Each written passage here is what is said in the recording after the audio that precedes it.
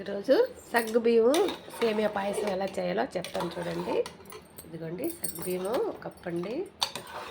ముందుగానే గంట సేపు నానబెట్టి ఉడకబెట్టేసాను. చూడండి ఉడకతా ఉంది. ఇలాగా ఉడకాలండి సగ్గుబియ్యము. ఇప్పుడు కావాల్సింది ఏంది కావాలో చెప్తాను చూడండి. సేమియా ఇదొక కప్ అండి.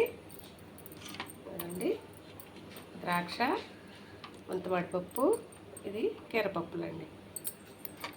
యాలకులు 4 యాలకులు, 2 గ్లాసుల చక్కెర వేసుకోవాలండి. తగినంత సాల్ట్ కూడా వేసుకోవాలి. ఎలా చేయాలో చెప్తాను చూడండి. పాయసం ఉడుకుతా ఉంది. మిక్సీ జార్లోకి యాలకులు వేసేసుకుంటాము. అట్లా చక్కెర కూడా వేసేసుకుందాము. వేసి మిక్సీ పట్టుకుందాం. ఎందుకంటే సగ్గుబియ్యం ఉడుకుతా ఉంది. ఇప్పుడు సేమియాలు వేసేసుకుందాం. సేమియాని నెయ్యిలో వేయించి పెట్టాను. సేమియా ఉడికేదాకా తిప్పుకోవాలా బాగా.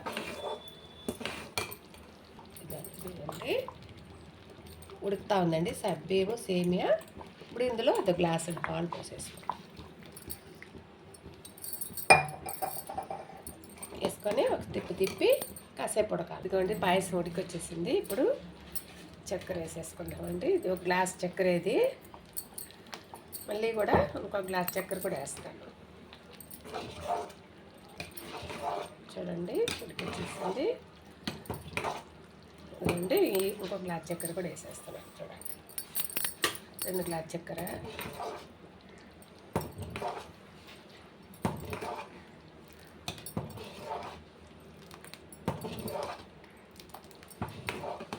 ఉడుకుతా ఉంది. ఇందులో ఒక చిటికెడు సాల్ట్ వేసుకుంటే టేస్ట్ బాగా వస్తుంది.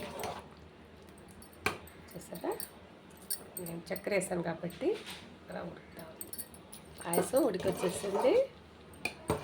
దీంట్లో కావాలంటే పచ్చికర్పూరం కూడా వేసుకోవచ్చండి. కొంచెం రవ్వ. ఇదిగోండి పప్పులు, ఎండు ద్రాక్ష వేసాను నేను. ముంతమాడిపప్పు, ద్రాక్ష, కీరపప్పులు వేసాను. ఇది కూడా దీంట్లో వేసేసుకుంటాను. చూడండి పాయసం రెడీ అయిపోయింది. ఆపేస్తున్నాను. మీరు రుచికి తగినంటే చక్కెర వేసుకోవాలి. మీకు ఎంత స్వీట్ కావాలో అంత స్వీటు.